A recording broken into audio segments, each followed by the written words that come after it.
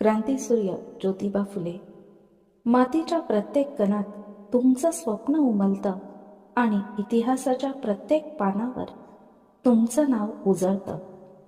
समाजाने रोखलेल्या रस्त्यांना तुम्हीच पहिलं वळण दिलं. दडपलेल्या घशातील हुंदक्यांना हक्क नावाचं बळ दिलं. जाती भेदाच्या कोसळणाऱ्या भिंतीत तुम्हीच पहिला हात घातला. मनुष्य हा देवापेक्षा मोठा, हा संदेश कणाकणात रुजवला. सावित्रीच्या हातात पुस्तक देताना तुम्ही भविष्य उजळवलं. शिक्षण म्हणजे मुक्ती हे जगाला उमगवलं.